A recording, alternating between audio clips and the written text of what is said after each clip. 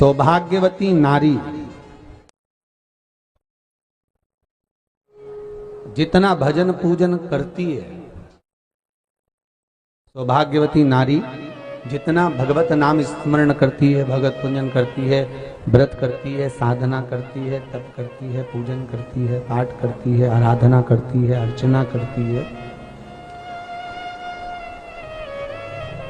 उस सौभाग्यवती नारी का किया हुआ दान, पुण्य, धर्म, भजन, कीर्तन, स्मरण, सेवा, चाकरी उसके पति के भी काम आती है और उसके पुत्र और पुत्री के भी काम आती है। एक सौभाग्यवती नारी के द्वारा किया, आवाज पकड़ रहा है,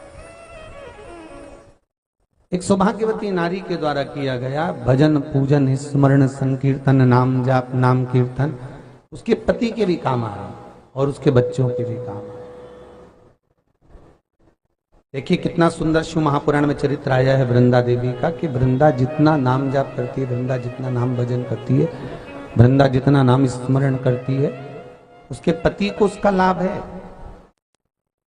सोमवार के व्रत का अगर आप विधान देखेंगे, और हम तो कहते हैं केवल 16 सोमवार से ही मतलब मत रखो। आप माताएं अगर एकादशी का व्रत कर रही है, सोमवार का कर रही है, मंगलवार का कर रही, बुधवार का करे, गुरुवार का करे, चतुर्थी का करे, तीज का करे, छठ का करे, आप जो भी व्रत करते हो उस व्रत का विधान स्कंद पुराण में लिखा हुआ है। और स्कंद पुराण में क्या वर्णन लिखते हैं कि नारी जब सौभाग्यवती हो जाती है, लड़की की जब शादी हो जाती है और वो अपने पति के घर में जब रह रही होती है, पति के संग रह रही होती है, तो पति के घर में रहकर जितना भजन पूजन करती है, जितना स्मरण करती है, वो उसके द्वारा किया गया भजन, पूजन, व्रत, आराधना, उद्यापन, चाकरी, दर्शन, ये सब का फल उसके पति के खाते में भी जाता है और उसके पुत्र और पुत्री के भी खाते में जाता है।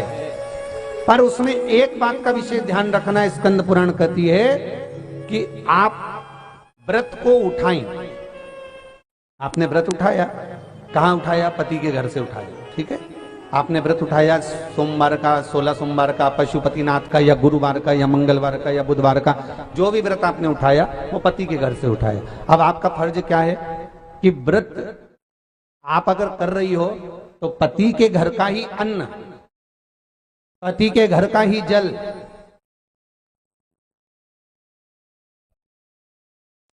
पति के घर का ही सुख आनंद महाराज हमको प्राप्त हो। अगर व्रत करने के दिन मालूम पड़े आपके कोई तीज का व्रत, छठ का व्रत, चतुर्थी का कोई विशेष खास जो व्रत होता है, सोमवार सोमवार का व्रत, पशुपति व्रत, और आप अपने मायके चली गई और मायके का अन्न जल आपने ग्रहण किया, मायके का प्रसाद ले जाकर, मायके की थाली ले जाकर, मायके का पूजन का सामान ले जाकर आपने भगवान की आराधना करी, तो स्कंद पुराण कहती है वो स्वीकृत नहीं होता, क्योंकि विवाह होने के बाद गोत्र बदल जाता है। उस गोत्र का अन्न चाहिए, उस गोत्र का भाग चाहिए। अगर बहुत रोग में ग्रसित होना, बहुत रोगीले हो गए ना, बहुत कोई बीमारी ज्यादा हो गई ना, तो स्थान शंकर के मंदिर के बना लो। तो जिसको हमको साफ करना है तो और वहां चंदन की एक बिंदी रखकर आना, तो स्थान बना लो। पहला ये जो जलाधारी है, अशोक सुंदरी वाला जो स्थान है, पहला स्थान अशोक सुंदरी का स्थान, जहां पर बीच में एक मोटी सी लाइन रहती है, उसके आसपास में जो जगह रहती है उस जगह को जल से साफ करिए, और जल से साफ करने के बाद में उसी को अपने शरीर पर थोड़ा सा लगाइए, हाथ को धो लीजिए, थोड़ी सी चंदन की बिंदी दोनों ओर लगा दीजिए। पहला स्थान। दूसरा स्थान जहां से पानी बहकर जाता है, उस पूरे स्थान पर से कहीं भी एक तुम्हारा मन कर जाए, उस स्थान को थोड़ा सा हाथ से और जल से साफ कर दो, और वहां हाथ को अपने हृदय से या शरीर में जहां रोग है, तकलीफ है, बहुत कष्ट है, बहुत दर्द है, उस स्थान पर लगाओ, और चंदन की हाथ धोने के बाद चंदन की एक बिंदी उस स्थान पर, वो नाली वाली जगह पर कहीं पर भी रख दीजिए। ये दो जगह आप साफ करना सीख जाओ। ये दो स्थान आपने अगर साफ करे हैं तो निश्चित है कितनी भी बड़े से बड़ी बीमारी है उसका रिजल्ट अच्छा ही आएगा, वो बीमारी समाप्त होगी। वो बीमारी समाप्त होगी, निश्चित है। थोड़ा समय लगेगा, थोड़ा समय लग सकता है, पर आप अपने भरोसे से अगर करोगे तो निश्चित निवेदन करूंगा, दुनिया में ऐसा कोई समस्या नहीं जिस समस्या का कोई निदान नहीं।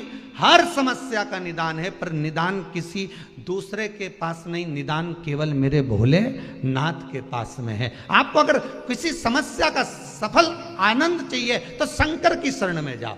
आपको सीहोर आने की भी जरूरत नहीं है, आपको हमसे मिलने की जरूरत नहीं है, आपको पंडित प्रदीप मिश्रा के पास नहीं आना, आपको किसी बाबा जोगी के पास नहीं जाना, आपको किसी के बेल भभूति लेने नहीं जाना, आपको तो शिव के पास जाना। जो शंकर की वस्तु है उसको स्वीकार करो, बस शंकर की वस्तु को स्वीकारिए।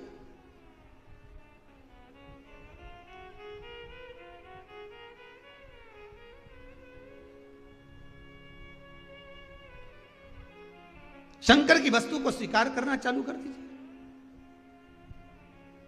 अरे भाई, शिव महापुराण की कथा तो यहां तक कहती है,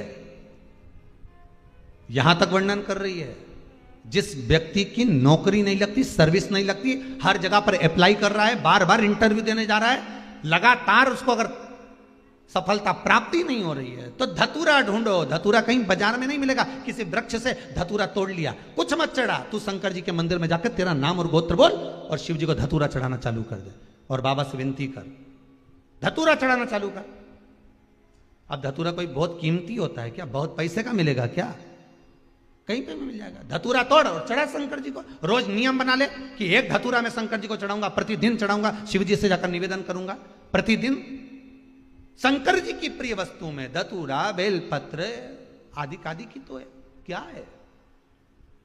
चढ़ा रोज एक धतूरा, फिर वही धतूरा जिसकी यहां तू इंटरव्यू देने जा रहा है उसी के सिर पे चढ़ गया। जो तूने शिव जी के चढ़ाया वही धतूरा वहां चढ़ा है, तो क्यों चिंता करता है? तत्व देखिएगा। कई लोग कहते हैं महाराज जी, जिस रुद्राक्ष को हम पहनते हैं उस रुद्राक्ष को कहां नहीं पहनकर जाना चाहिए? 5 स्थान बताएं जहां रुद्राक्ष पहनकर नहीं जाया जाता। कितने स्थान हैं? 5। और रुद्राक्ष को 5 स्थान पर पहनकर नहीं जाते, पर रुद्राक्ष के लिए वर्णन किया गया कि रुद्राक्ष कब कब उतार कर उसको वापिस अभिमंत्रित करना चाहिए। 5 जगह पहनकर नहीं जाना चाहिए और रुद्राक्ष को अभिमंत्रित करना मतलब सीधा अमावस्या के दिन, पूर्णिमा के दिन, शिवरात्रि के दिन, श्रावण महीने के सोमवार को, प्रदोष के दिन, ये दिन आपके शरीर में जहां पर भी रुद्राक्ष है, आपके गले में अगर आप रुद्राक्ष पहने हो, आपके हस्त कमल में आप रुद्राक्ष पहने हो, आपने अपने पास में कहीं रुद्राक्ष रख रखा है, तो उस रुद्राक्ष को अमावस्या, पूर्णिमा, शिवरात्रि या श्रावण का सोमवार या प्रदोष आदि इस दिन उस रुद्राक्ष को एक बार दूध में धोने के बाद उसमें थोड़ा सा सरसों का तेल अवश्य लगाना चाहिए। क्या होगा उससे? उससे होगा क्या? शिव महापुराण की कथा कहती है, महाराज रुद्राक्ष को दूध में धोने के बाद, स्नान कराने के बाद जल से स्नान कराया, थोड़ा सा सरसों का तेल लगा दिया। महाराज क्या मिलता है उससे? तो कहा उस रुद्राक्ष में बल प्राप्त होता। कौन सा बल?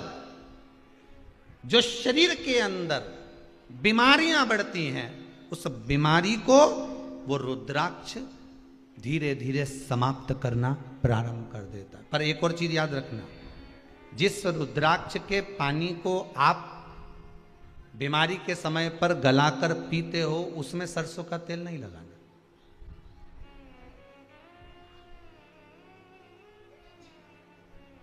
उसमें सरसों का तेल नहीं लगाना है।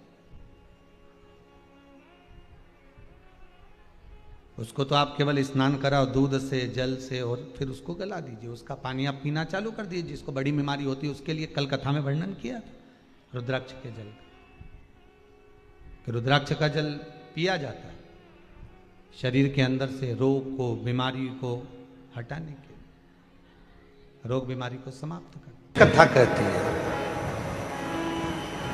आत्मा लिंग है, और उस आत्मलिंग को जिस दिन हमने जान लिया, हम कहते हैं कि भगवान के मंदिर में जाते हैं, जब शिव जी के मंदिर में जाते हैं, भगवान का भजन करने जाते हैं, दर्शन करने के लिए जाते हैं, जब भगवान के मंदिर में पहुंचते हैं,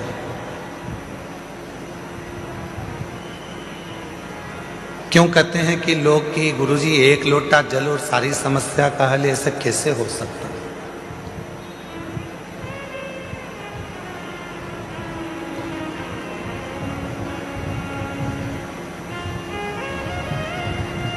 कैसे हो सकता है? शिव महापुराण की कथा कहती है कि वो एक लोटा जल सारी समस्या का हल ऐसे होता है। घर से जब हम जल लेकर चलते हैं तो भगवान देवाधिदेव महादेव के पास में भरोसा लेकर जाते हैं, विश्वास लेकर जाते हैं।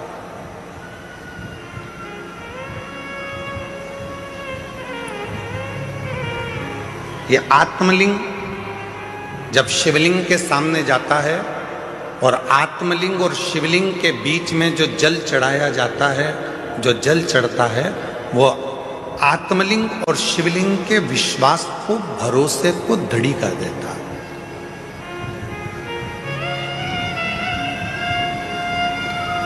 फिर दुनिया का ऐसा कोई काम नहीं रहता जो आप कर नहीं सकते।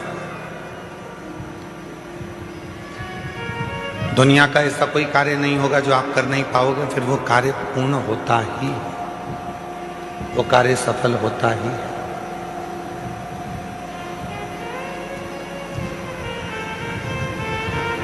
एक सुंदर चरित्र, उधर आवाज नहीं जा रही है भाई,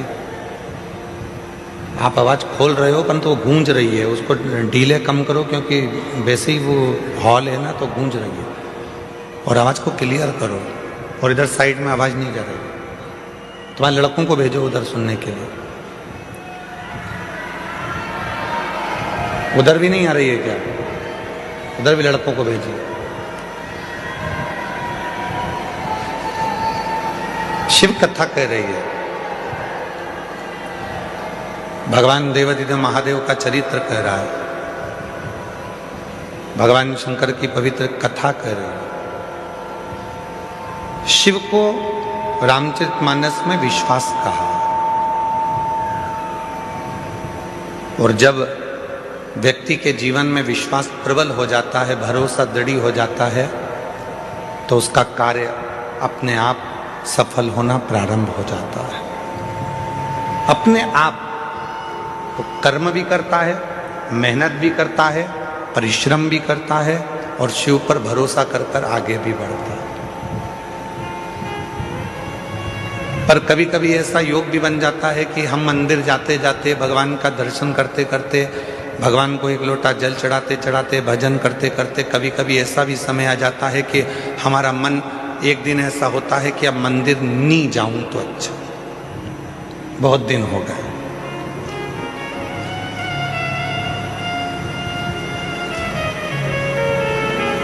रोज कथा सुनते हो, प्रतिदिन कथा को श्रवण करते, और कभी कभी मन ऐसा भी कर जाता है कि अब 2-4-8 दिन अभी जरा मैं अभी कथा नहीं सुनूंगी, अभी मैं सीरियल देखूंगी, नाटक देखूंगी, कभी कभी मन करता है।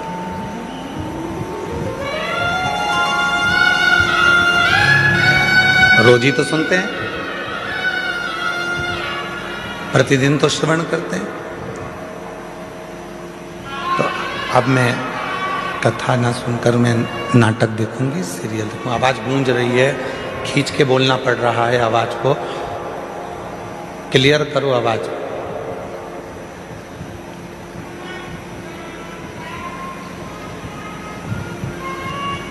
कभी कभी मन कर जाता है ऐसा कि अब मैं इतने दिन मैंने कथा सुन ली है, इतने दिन मैं मंदिर चली गई हूँ, इतने दिन मैंने सत्संग कर लिया, इतने दिन मैंने कीर्तन कर लिया, इतने दिन मैंने मंत्र जाप कर लिया है, इतने दिन मैंने नाम जाप कर लिया है, अब मैं थोड़े दिन नहीं करूँगी।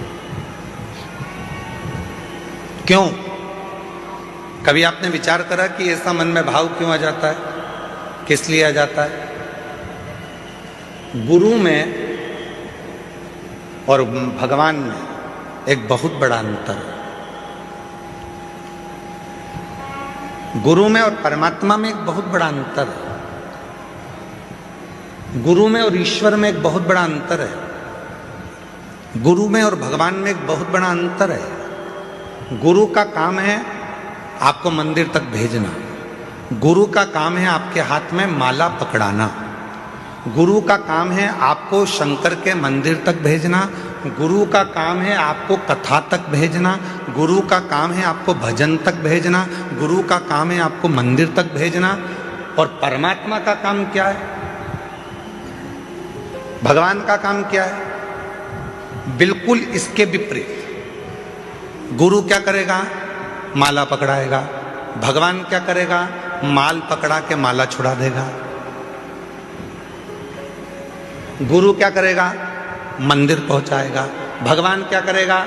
मंदिर से दूर हटाएगा। भगवान क्या करेगा? तुम्हें मंदिर से दूर भगाएगा। क्यों? अगर ये मंदिर आता रहेगा तो मुझे देते रहना पड़ेगा, इसलिए इसको एक बार में इतना दे देता हूं कि ये व्यस्त हो जाएगा, इतना व्यस्त हो जाएगा कि मंदिर आना छोड़ देगा तो मैं इसको देना छोड़ दूंगा। और गुरु क्या करा है? मंदिर जा। गुरु क्या करा है? एक लोटा जल चढ़ा। गुरु क्या करा है? माला पकड़। गुरु क्या करा है? कथा सुनो, रोज सुनो, 15 मिनट सुनो, 5 मिनट सुनो, 10 मिनट सुनो, 15 मिनट सुनो, 20 मिनट सुनो, पर प्रतिदिन कथा सुनो, ये गुरु कह रहा है। और भगवान क्या कर रहा है? इसको आज ऐसी फिल्म में उलझाऊंगा कि आज की कथा पूरी इसकी छुड़ा दूंगा। कथा छूटी, वो कहते हैं ना, तू बोला मैं चला, विक्रम बेताल। कथा छोड़ा।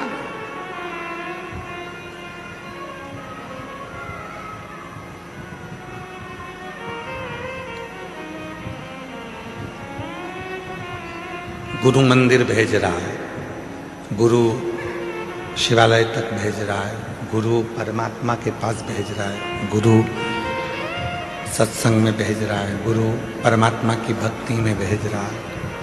और परमात्मा मंदिर को छुड़ा रहे हैं, माला छुड़ा रहे हैं, सत्संग छुड़ा रहे हैं, भजन छुड़ा रहे हैं। अगर ये भजन करता रहेगा, सत्संग करता रहेगा, नाम जाप करता रहेगा, स्मरण करता रहेगा, तो मुझे देते रहना पड़ेगा। वो छुड़ा रहा।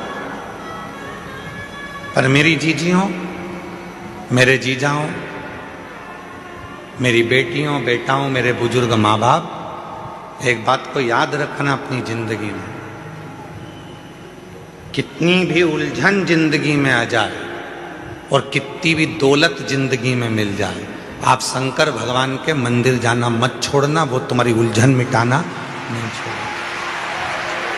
वो तुम्हें सुख भी देगा, आनंद भी देगा, खुशियाँ भी देगा, सारा वैभव भी देगा, सब कुछ प्रदान करेगा और तुम्हारे जीवन की सारे दुखों को, सारी तकलीफों को, सारे कष्टों को मिटा भी देगा।